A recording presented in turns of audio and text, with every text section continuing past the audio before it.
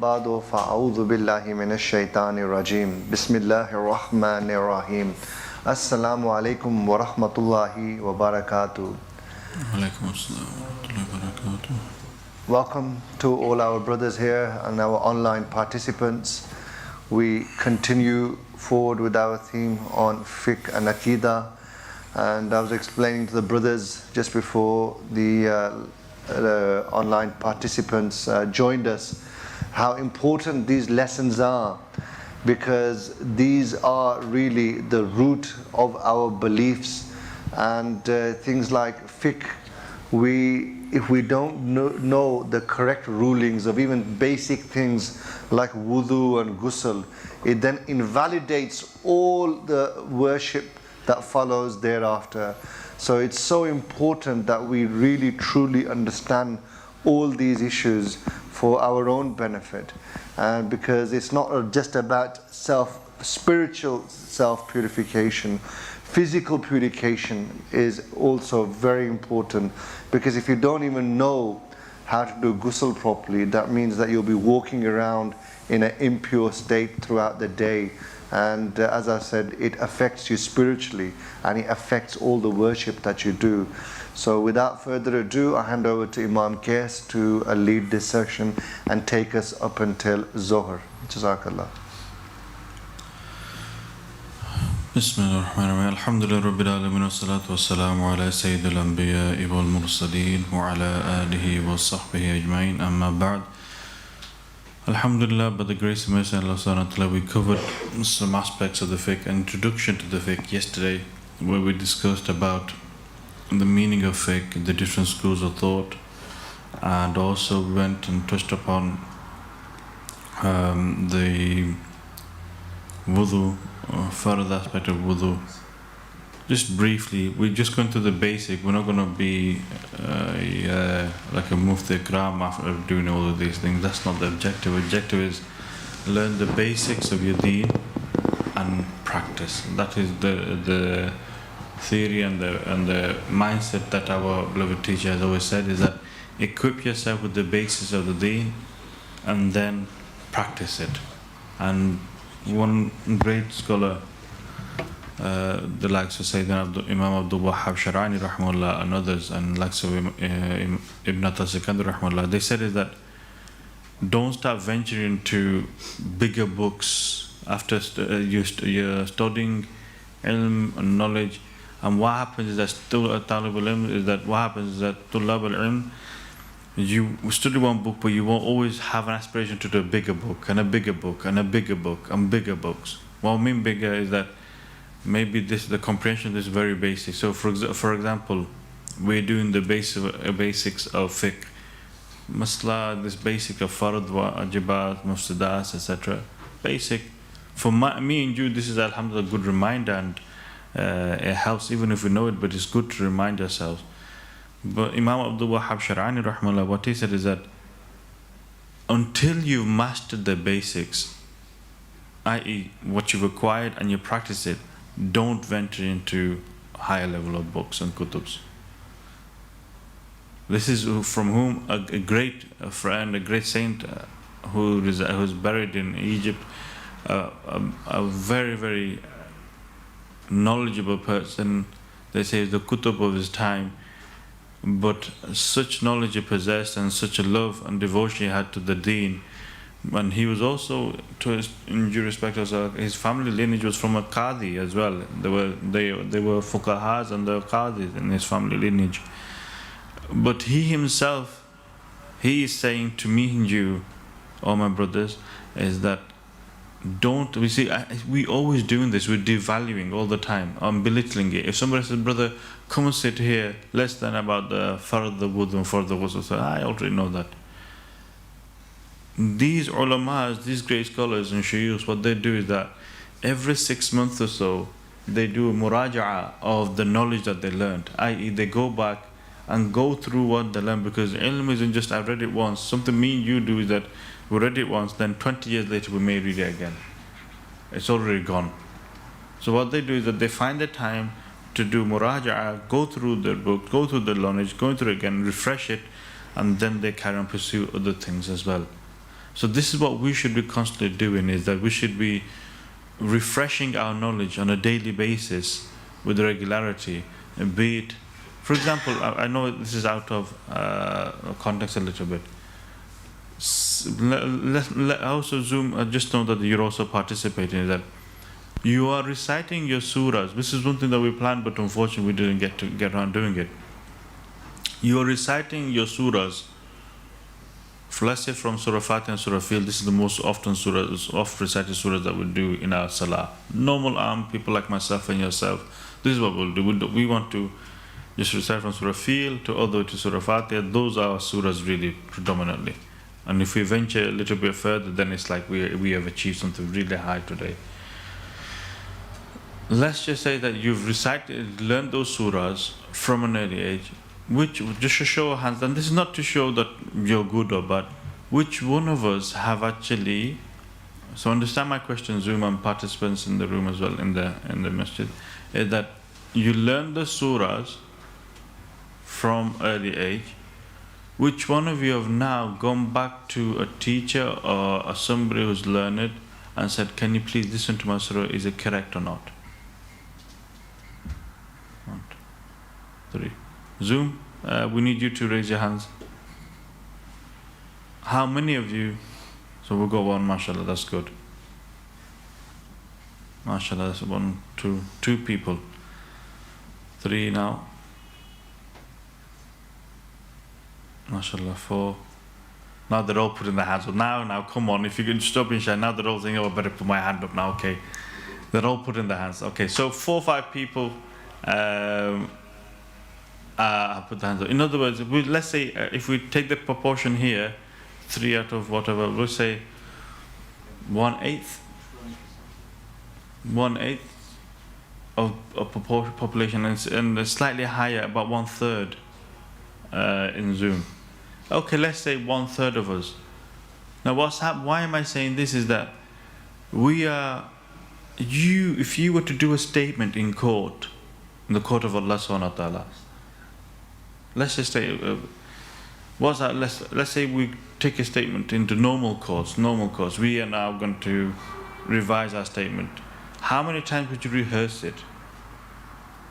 To make your brother Majid, you're obviously a solicitor and so on. What would you do if you had a case? How often would you revise that so that you are what? Articulate in presenting your case, isn't it? You're articulate. In other words, is that you are going to be conversing with Rabbul Alameen, and yet still you don't know what you're saying. I mean that at least at least be able to recite that properly. Shayad you don't know what you're saying or meaning, but at least the words that you're saying, the other person can understand. In other words, is that if I'm speaking to your language is English, and I'm trying to now make sure I've written down transliteration, hello, what are you doing there? It comes not so difficult to me, and you'll be thinking, what's happening here? What is the brother trying to say? Yes? Oh, Imran is finding it. At least I've woken up Brother Imran. He's finding that very funny. MashaAllah. But Imran, yeah, MashaAllah. But Imran's woken up, okay? I'm not criticizing, astaghfirullah. I'm not trying to say that in this tone, but what I'm saying is that I could have done a Russian tone as well, and that could have been funny as well. In other words, is that we are in the court, and we're trying to speak to the judge, and I'm trying to present my case. Judge is not understanding because you're not even uttering the words properly. So what should have happened is that he should have really rehearsed it with someone, so that then when he goes in there, at least he doesn't know what he's saying. But what happens is that if you say this script now, copy word for word, say this in script for the judge, at least he'll listen to you and accept it. You know, sometimes they say, just say this. The lawyers will say, listen, don't say anything else, just say this, and that's it, you'll be fine. Just say this word, then they'll write it out. And if you just follow that script and say it exactly as it is, you're fine. Just so that there's no similitude we use with Allah subhanahu wa ta'ala, but here is that learning the surahs, at least making and reciting. I'm not saying you have to be advanced level tajweed, at least saying the words properly. Am I saying my thana properly? Do I remember how to say at-tahiyyat, durood, dua, tasbihat, the surahs? Because why? This is in the court of Allah SWT, in the presence of Allah SWT, and we are presenting ourselves. How can we sound so alien? And Allah SWT is saying that you have time to study your degree and master it, going to do masters and maybe PhDs, and then maybe some of us have got time to open business after business after business and make family, make mansions. You have time for all of that, but you couldn't find time for this, and you treat me so lowly that you want to come in my presence that you can't even utter my kalam properly. So all of these things have effect upon our relation with Allah subhanahu wa ta'ala. And what we're trying to do is that the basic things that we should have, but remember, tajweed is not to become a qari. Whatever the fara'id, meaning that the basic rules of tajweed will be followed upon us. Basic rules. I'm not saying that become a qari and make a beautiful tone and pull it long here and pull it short here and that's it. Then we'll call you up to the microphone, please recite something. No, I'm just saying that the basic rules so that you're able to read properly to a certain which is acceptable. So the basic fiqh that we're saying, so that your ibadat and worship is acceptable, and the basic level of aqidah, so that your belief system is acceptable. Like brother Mr. Brother Hamid had that question, is that regarding aqidah and issues of aqidah you should take seriously, full attentively, because he is saying is that I have an issue, there's a problem. Now for me this is fundamental, I have to give my full attention, because this, remember the 1.0 I mentioned yesterday, is that this is now going to affect his relationship with Allah subhanahu wa ta'ala. And I want to make sure that I have settled that to the best of my knowledge, whatever I know, the little knowledge that I know. So the basic of aqidah, you need to now make sure you know. And what does that do then? What does that do when you acquire the basic knowledge of aqidah, of fiqh, of tazkiyah, of qira'ah, etc., etc.? What does it do? It gives you confidence. Not arrogance, difference. There's a difference between arrogance and confidence. It gives you confidence that, alhamdulillah, that now I am able to stand on my 2 feet and worship Allah subhanahu wa ta'ala with confidence, knowing that I am doing correct. And it liberates you. I used to teach, when I used to teach little children the Quran, I used to say to them, listen, because I used to teach elders as well in the masjids. So I said to them is that I'd rather you learn, I would say nearly, maybe, no, they were too young. I'm very old, you see. That's what, as Zoom participants have mentioned, I'm very old. So centuries back when I used to teach, long time ago, now I have my little wand and stick, and there you go. I used to wave my wand and stick. No, that's called beating. No, we didn't do beating like that. Please don't get any ideas like that. So what happens is that the children would come and they'd read, and you can see that they don't want to be there. They don't want to read. Isn't that right, Hamza? Yes, look, Hamza, yes, and Dad has forced me to do it, yes. Hamza knows. Abdulaziz, son, isn't that right, yes? Yes, they all know. They don't want to be there. They don't really want to be there. But let me give you a good advice to you, is that when they would come, I say to them is that either give your time now fully and enjoy it as well. Otherwise, you're going to come back to me when you're 20, 25, 30. And I say, Ustaz, I've forgotten everything. Can you please teach me again? You don't want that. So learn it properly now. Be free of that. Many brothers and sisters, they want to practice. They do want to practice. They become 20, 21, 25, 30. They want to practice. Sometimes the hindrance is not that they don't want to practice, it's the fact that they have forgotten how to practice. They've forgotten the salah. How many units is it? Because they haven't read salah for years. They've forgotten how to do wudu. They've forgotten how to do ghusl. They've forgotten how to read the Quran. And they start crying. Why did they start crying? Gosh, I used to be able to read the Quran so fluently and so nice and so beautifully. Now I can't even put two words together. I've forgotten. So that time and investment that your parents forced you, which you thought playtime, computer time, game time, nowadays you'd have to ask, I don't know, Minecraft time, etc. When you have to go to the masjids or go online and read to those stars, you're thinking this is not fair. It's your parents investing so that when you become older, you can do money time. Earn yourself, don't need to worry about this. So this is an investment for you in the future, and you'll only thank your mom and dad that alhamdulillah they pushed you to learn this and they made you recite. Now the second question, Zoom and also participants, is that how often, now I know I'm pretty much sure you're all good at this, is that how often do you have a routine, a regular routine that every day you recite some portion of the Quran? Hufaz, please don't put your hands up, honestly, we know you're Hufaz.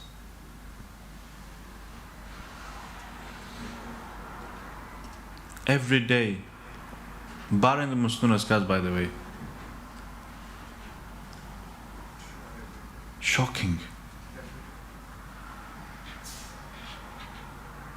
MashaAllah, Zoom we've got two, but I think it's a more problem for men than I think.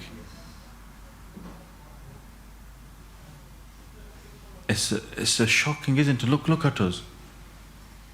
Is that Allahu Akbar.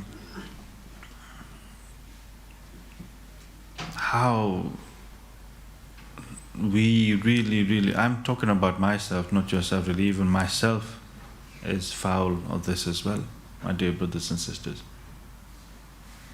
Is that we think that, okay, I've got some portion of Quran, Muslims, guys, we make ourselves feel good. Look, guys, we're doing topic on the Quran and we don't find the time to read some portion of the Quran, to liven our hearts at least. But more importantly, is that so that we don't forget to read the Quran, the recitation, we don't forget it. It keeps us in a habit, it keeps in the routine. The rulings that we learned, the tajweed rules that you learned, you don't forget it. So my dear brothers, if anything today, please, is what I want you to do, I don't know how, maybe we've got 1 or 2 days left. Everybody, today at some point, at some time, please pick up the Quran. Especially the brothers here, sisters, I'm sure you're doing it at home, is that please, I want to see, even if I have to make everybody just go and pick up the Quran, I will do that. But pick up the Quran for 10 minutes, just sit. And even if you're saying, oh, for the sake of the fact that I've forgotten, doesn't matter, just sit in front and cry to Allah subhanahu wa ta'ala. Just cry. Why? This is Allah subhanahu wa ta'ala saying, oh my servant, why are you crying? You got my kalam in front of you. Why are you crying?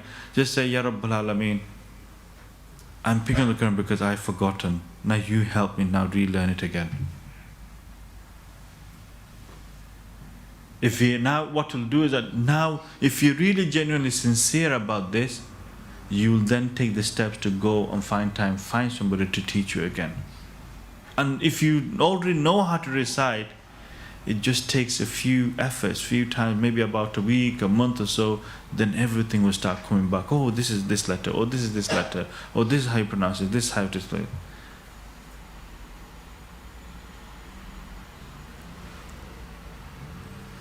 MashaAllah, thank you sister for saying that. So the sister is saying, there's a sister, she reads Quran regularly and she went and learned the rules, and MashaAllah, and now she's trying to making sure that she keeps those rules there. So find yourself a teacher teaching the Quran. You can do it there is no excuse now. You can do it online now. If you say, oh, I can't find a teacher in my locality, online. Find somebody online. Pay them if you have to. It doesn't matter. Do something. Invest your time and wealth in doing that. That's just a side topic. We're just getting on. So I hope it doesn't sound as though I'm actually lecturing you or anything like this. It's a nasheed from heart to heart, really, to yourself and myself. Is we should be mastering our basics. Let's equip ourselves with basic and master it. Have mastered the basic, then we can further advance ourselves in other matters. So yesterday we talked about the fard of wudu. How many fards is there? Zoom, and wait, we're going to give 30 seconds for Zoom. Zoom, get ready. How many fards is there? And also room. How many fards of wudu? Oh, if there's, okay. Are you sure about this? Zoom, alhamdulillah, they're getting the answer correct. Room, come on. How many? Four. Four. Is it four? And someone has it. Is it four? Is it three? Look at this. They're frightened, honestly. I said confidence. That's how you should be. Confidence. So how many further there? MashaAllah. Little bit confident to come back again. MashaAllah. You make a mistake, what harm will it be? Do you see a stick in front of me? I'm going to beat you up now. You go, how dare you get it wrong? No. Make mistake. This is the place to make the mistake if you say it. Okay? This is the place to make mistakes. Fine. So how many fards have we got? 4. Little bit more confidence. Still there are some, I don't know. I'm a little bit hesitant. So how many fards are there? 4. MashaAllah. MashaAllah. Sisters were much faster than you, by the way, so it's okay. Thank you, sisters. Thank you for showing the example. So we have 4. And one sister very eagerly has mentioned the 4 fara'id. What are the farad of wudu? Who is going to be confident enough to remember? Brother Rafael, do you remember? Zoom, we've got, alhamdulillah, answer from one part. Well, go on. I remember washing the face from top of the bottom of the elbow to the bottom of the chin. Hands and arms to the elbow. Okay, good. Feet once. And feet up to the ankle, yes? feet up to the ankle. The last one. Ooh, don't worry, that's fine, it's good. This is what we're saying. Quarter of the head. Excellent, mashallah, good. Quarter of the head, masa of the head.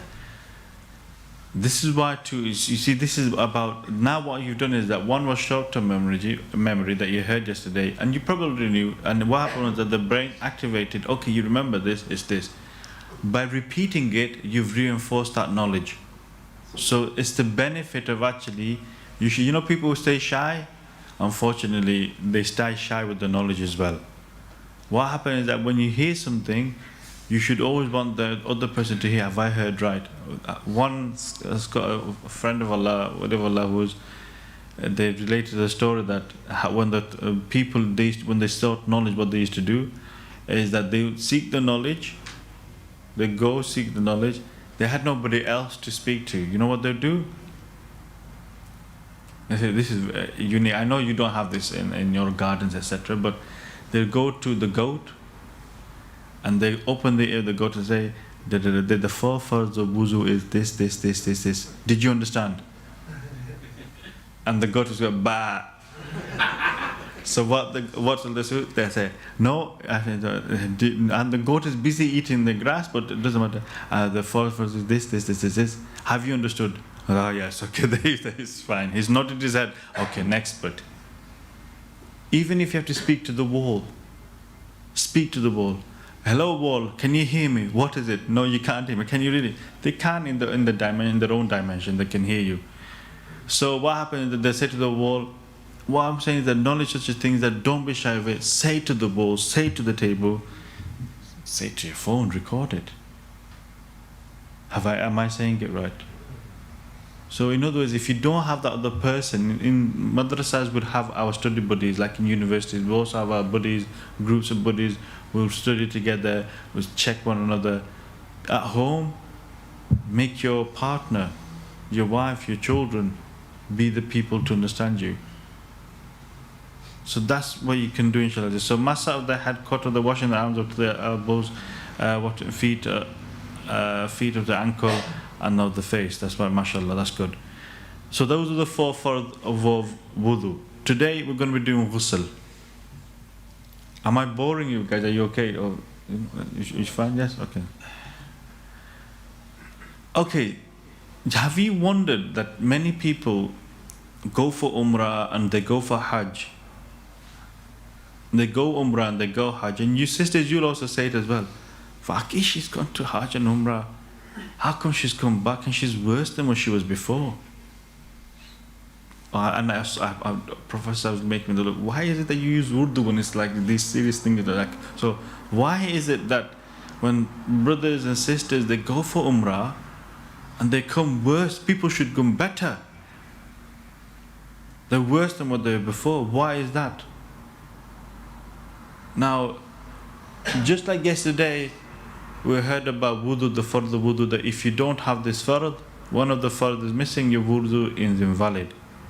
Similarly, maybe some of us are going to Umrah and Hajj, going to the house of Allah subhanahu wa ta'ala, despite the fact that we haven't done ghusl properly in state of janaba. And this is how our life has been. And then we think, why is problem coming to me? Why is difficulty coming to me? Why? If you need ghusl, if ghusl becomes wajib upon you, that you need to do ghusl, that you have to perform ghusl, you are not allowed to step foot in the masjid. Certainly, we won't go to the details, but generally is that you are not allowed to step foot in the masjid. Now, let alone stepping foot in the masjid, we haven't learned this knowledge because we've been too busy accumulating wealth, or too busy doing other things, or too busy assuming, or too shy to ask. They think, oh, this is very rude, how can I ask? No. So what's happened is that we are now, let alone stepping in the masjid, we are going to Haram Sharif, we are going in front of the Kaaba, touching the ghilaf of the Kaaba. And we are thinking we're doing something good. When Allah SWT is saying, how dare you come into my house in this state? So what happens is that instead of this person receiving barakah and blessing, so unfortunately comes with wrath, Allah SWT upon him. Why? Because he didn't learn whatever is fard in the deen is fard for you to know. Whatever is wajib for you to know. Farad and haram and halal, these are fara'id, you should know. There should be no excuse. They say that one of the things that Imam Abu Hanifa rahmallah has mentioned is that one of the reasons why people will be sent to hellfire is because they didn't learn the fara'id of the deen. And obviously because they didn't learn, they never acted upon it. They were lazy to learn the fara'id of the deen, and that's one of the reasons why they'll be sent to hellfire. So here they're going to performing salah, any salah, be it a nafal, be it a farad, a wajib salah, whatever salah it is, you need to be in state of purity, and without ghusl you cannot, meaning that if you needed ghusl, you cannot perform salah, you can't touch the Quran, you can't recite the Quran, you can't perform sajda tilawa, perform tawaf, enter any mosque, fasting during the menstrual and postnatal bleeding without performing ghusl after they are stopped. These are all necessities that if you're in state of janaba, in state of impurity, major ritual impurity, you need to be free of. You need to make sure you're part of all of this. And the way to purify that is through ghusl. 3 fard of ghusl. Wudu is 4, ghusl is 3. And this is something that should be like from the back of your mind, you know it inside that. 1 is rinsing inside the mouth and gargling. Rinse inside and gargling. You take it to such a point that if you were to tilt your head, now I'll give an exception. I know you're all eager, oh stars, we're fasting. I'm saying, imagine you're not fasting, yeah? What you do is that you take the water and you tilt it, you do it to such that if you were to stop gargling, you go to the back of your throat. It'll go down your throat to that extent. And then sniff, if you can sniff, but if you feel your nose, it's hard bone, the soft bone, up to there, where you can soft bone up to there, that's where the soft bone where it is. Taking the water up to that portion of the bone and making sure the water is take that and spread the water all over to the nose, or if you want to sniff it, you can sniff it as well. These 2 things, rinsing and gargling and taking water to the nostrils, and especially sniffing, avoid at all cost if you are fasting. You do not need to do this. If you need a ghusl, the first two, you just need to simply rinse your mouth, don't gargle. And secondly is that just gently take water up to the nose and spread it with your fingers, don't sniff, because of the danger that it could go back of the throat. Is that clear? So for a fasting person, these first two, you just simply rinse the mouth, do not gargle. And secondly is that you take the water with the hands and just rub it around inside the nose up to the soft bone, do not sniff. Third is wash water all over your body at least once. So your belly button areas, problematic areas, in between your fingers, armpits, belly button, ears, and making sure the holes inside the ears, behind the ears, every single part of your body should be touched with water in such a way that not a single hair, any part of your body remains dry.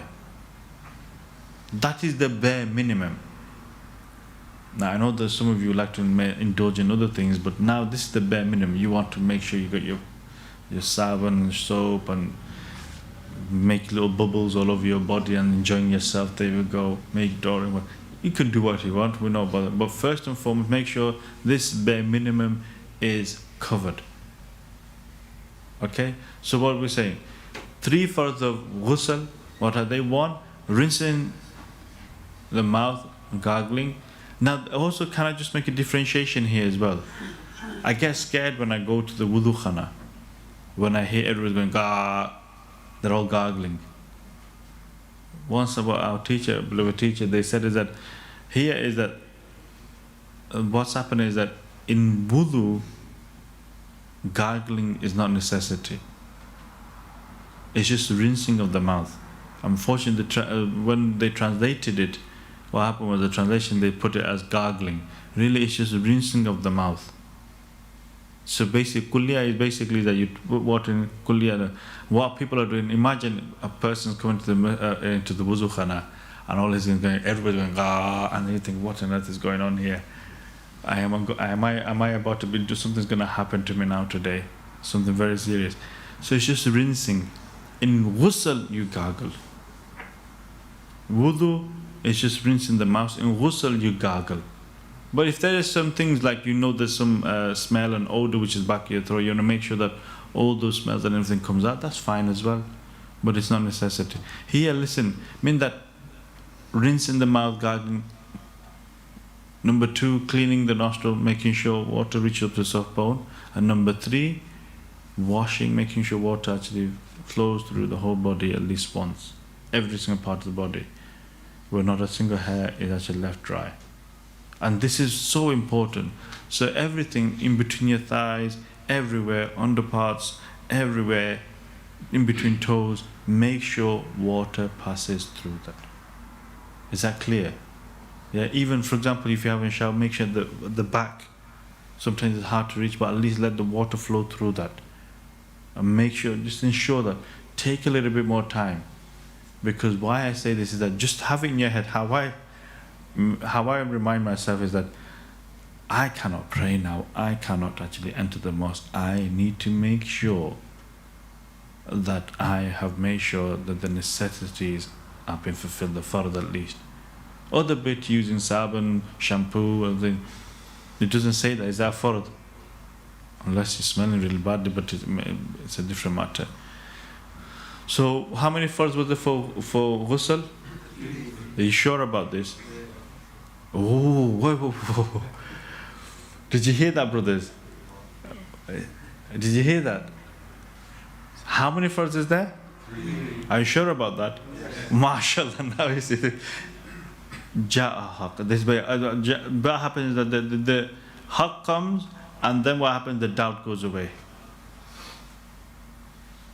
I want you basically is that when you're learning this and you've just learnt it, let go of that doubt now. Be confident. That's what you should be. I've learned something now. Let go of that doubt. So Zoom, how many fards is there for ghusl? Quickly. 3, mashallah. Mashallah, that's good. Yeah, they're very confident. We don't need to worry about Zoom. Mashallah, you're very confident. So when does ghusl become obligatory in the for us, mean that fard upon us to actually do ghusl. In these, so I do apologize that maybe children may find everything, but it's deen, we have to actually do this. Is the ejaculation semen from both the man and women in the state of excitement, whether in sleep, a wet dream, or awakening. I'm just going to point something out here, especially for youngsters. Parents find it cringeworthy. Should be forefront in something.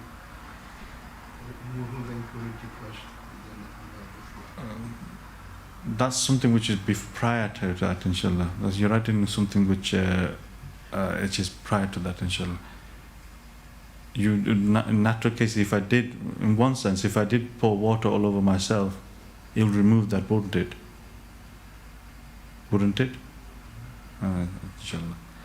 So this is how it's written in the books, Maulana Sahib. You can't now just change it and add in whatever. Yes, there are certain things. This is where, inshallah, this is fine. You're correct. The procedure is you remove the impurities first. Yes, you're correct. But this is far as, let's say for example, now let me just tell you, what will happen if I now fall into a river or a sea? Khalas.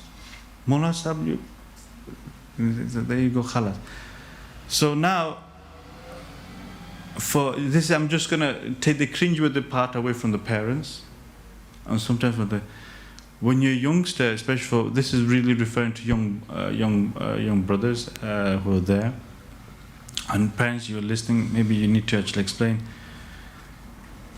is that there comes a certain age, what we call baligh. You reach an age of maturity, okay? You're going to reach age of maturity.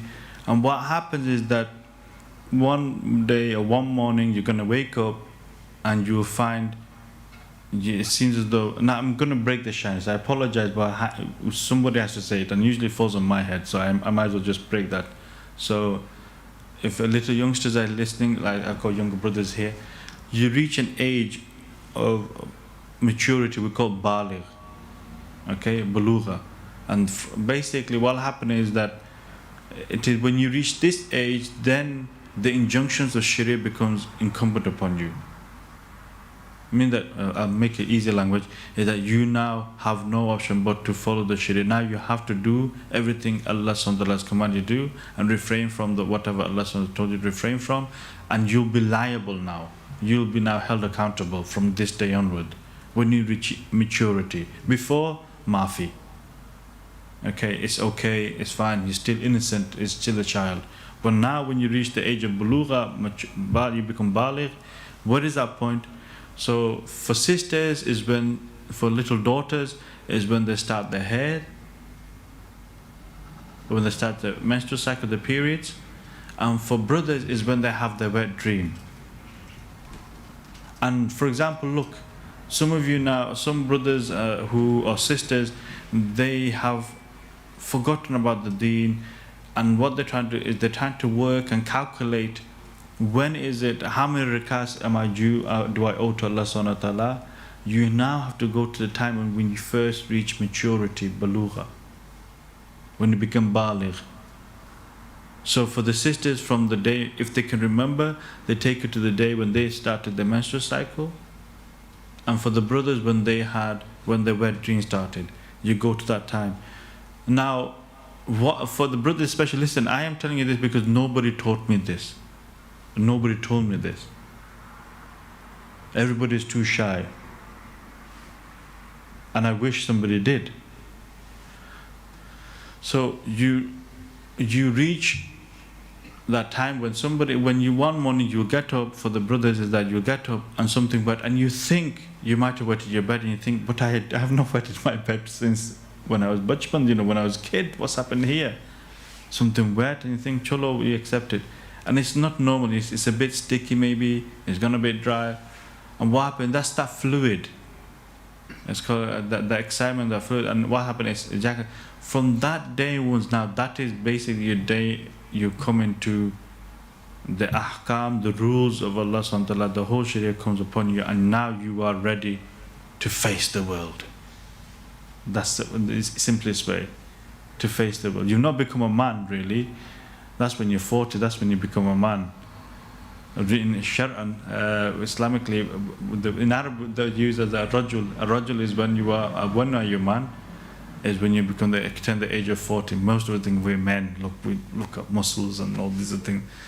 Unfortunately, Brother Abdullah, I don't know what happened to you. You become a granddad already, but chalo, we can't.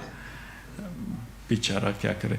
He's become a granddad, even though he's supposed to be only 35, but chalo, he looks like a granddad already. So here is that you will have a wet dream, you'll notice this strange experience. Don't get upset. Don't get, oh, what's happening to me, and you can't talk. This is where parents need to start really having an open and good communication with the children. If not, if the child doesn't find comfortable speaking to the parents, find an uncle, find a brother, or your ustaz, go to them, so this is what's happened, what's this, and they'll explain to you. Nothing wrong, that's it. So basically, nothing to be embarrassed about. Go and have your shower, you know what to, have a ghusl, you know what to do. For ghusl, how many farz there? The 3. Fulfill those 3 farz, alhamdulillah, it's done. Khalas, that's it. Don't worry about it. But maybe some of us never know about these things. So you'll have a dream, maybe you remember the dream, you don't remember the dream. What happened next morning, you find, don't think, oh no, mom and dad are gonna take mickey out of me, or they're gonna be making joke out of this, and you try to hide the evidence, and you don't say anything to anyone. Don't do that. Be open to your mom, be open to your dad, in terms of, yes, the whole siblings don't need to know. At least say, this is what's happened, mom. If you're close to your mom, say to mom, this is what's happened. I don't know what this is. If a sister started her periods, I'm sure she'll know, but I'm just saying, she doesn't know what's happened.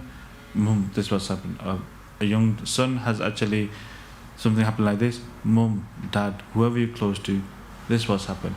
What our children try to do is they'll try to hide the evidence. So before anybody gets up, they're embarrassed, they're shy, they think what's going on. They may even cry. Because why? They're what? 11, 12, 13, 14, 15, and this is what they've done. So what happens? They get the beddings together, wrap it up, put it in the the laundry basket, put new sheets on, as if nothing happened, and they walk away, not having ghusl, not having done anything. Because why? It's the first time. So do you see how we've started? He needs a ghusl now, but he doesn't realize, or she doesn't realize. And what's happening? They go to school, and then Allah knows best when they'll next do something, and they're touching the Quran, they're reading the Quran, they're touching the Quran. Yes, there's a little bit of innocence there, but I'm just making sure that you're aware of it and you know about it. Then number 2, when ghusl becomes for sexual intimacy, when there is no discharge, basically when a husband and wife get together and there's no discharge. At the end of the hair, when postnatal bleeding, nifas, when at the end of it, when your hair stops and when the bleeding stops after giving birth, that is when you need to do ghusl. If one finds semantic fluid on the clothes after waking up and does not remember the discharge in the dream of sleep, still ghusl is obligatory. So you don't remember the dream. For this, for brothers, that you don't remember the dream, but you find discharge on your clothing, on your bed, on your underpants, or whatever it is, then still you'll see the remnants, you need to do ghusl. Yeah. Yes, okay, we'll take question, go on. I have a couple actually. One of them was, it's not semen, but it's just that clear. Yeah. Is that ghusl obligatory? Yeah, here it's coming up, inshallah. It's coming up.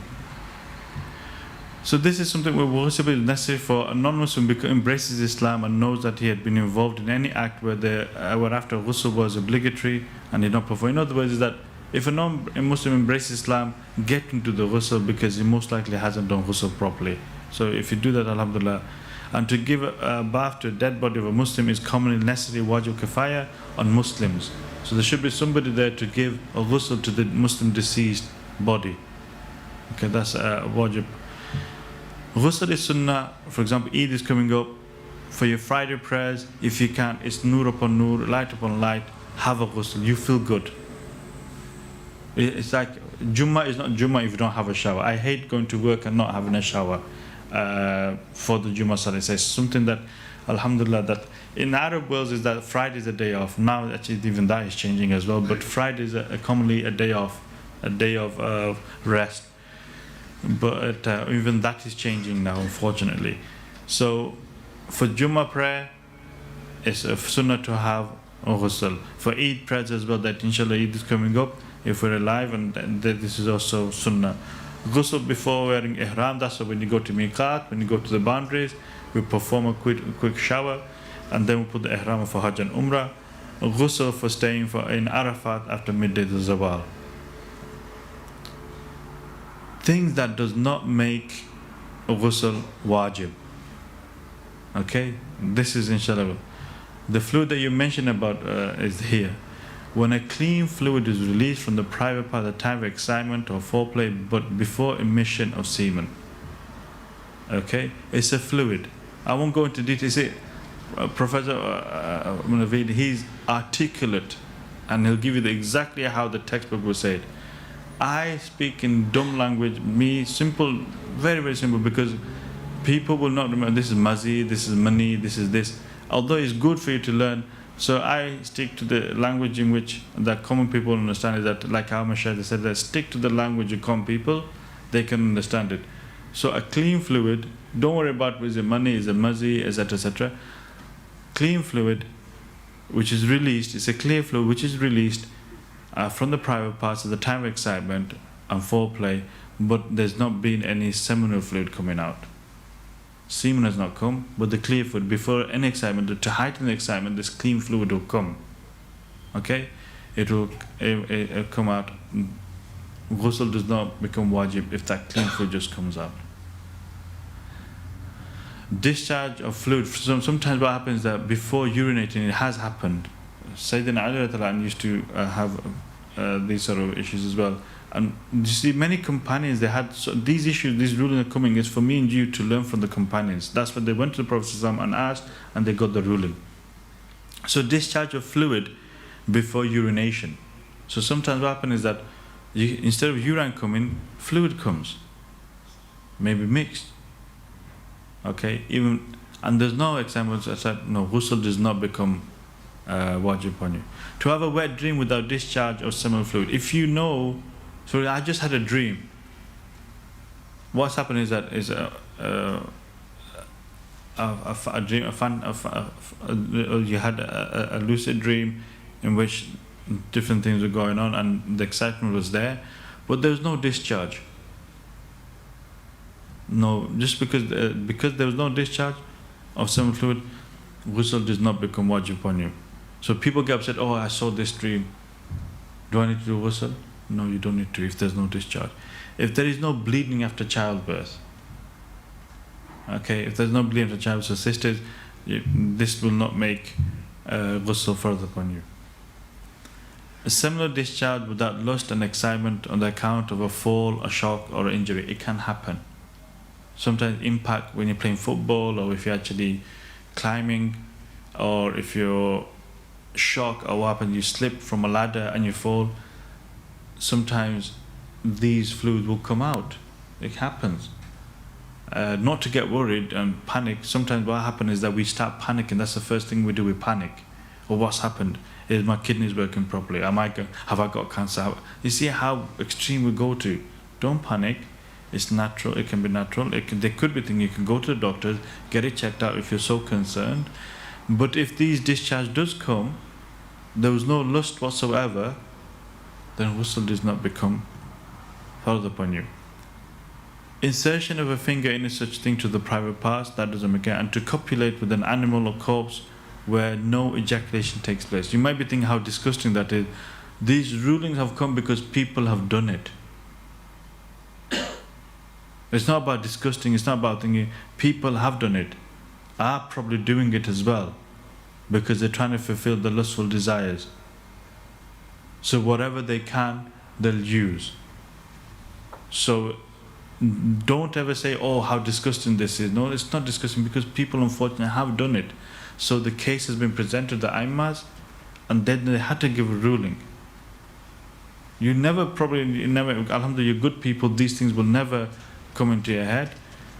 So that's why you're like this. But unfortunately, these things have happened, and now we are actually coming close to a shorter time of finishing.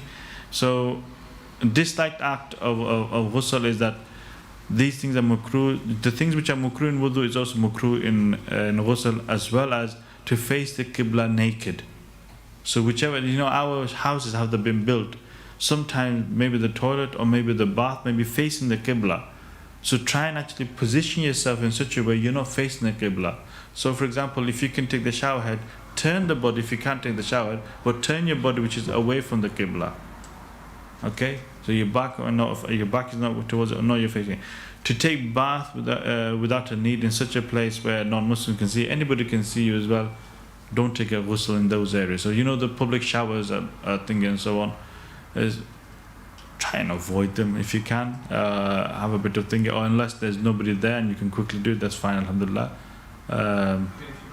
If you're covered, it's a different matter. But try and actually, even then, I think there should be some haya in there as well.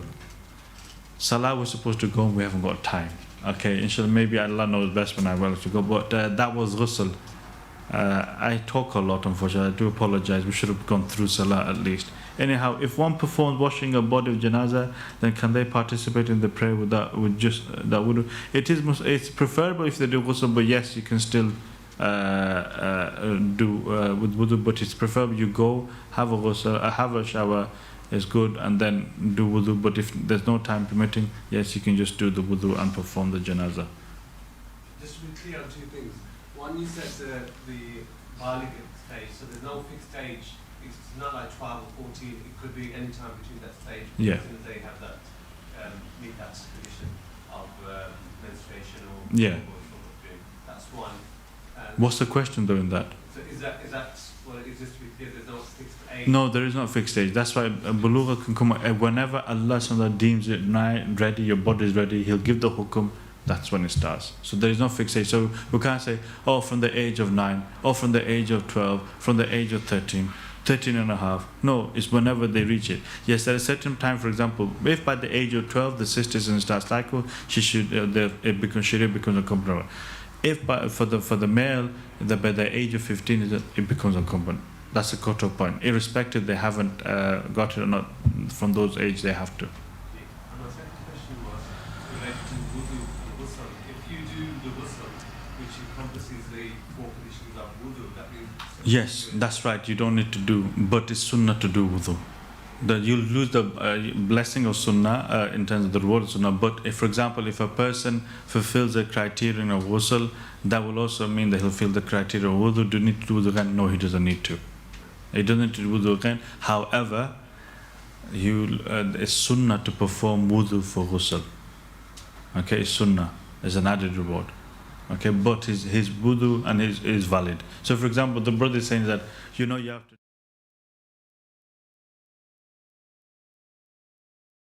do masa and do the feet. Well, in ghusl, you're covering all of that in one go. Yes? You're doing your kulliyah and you're doing your water in the nostril, then you pouring water all over yourself. All of that has been covered. So you have wudu. If you do ghusl, you have wudu. However, it's sunnah to perform wudu for ghusl.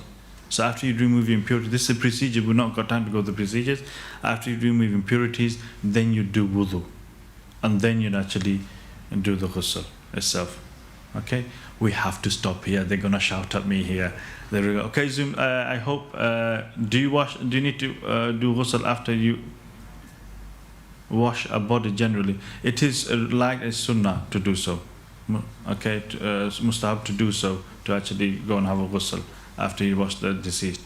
We have to stop here, Zoom. I'm really sorry.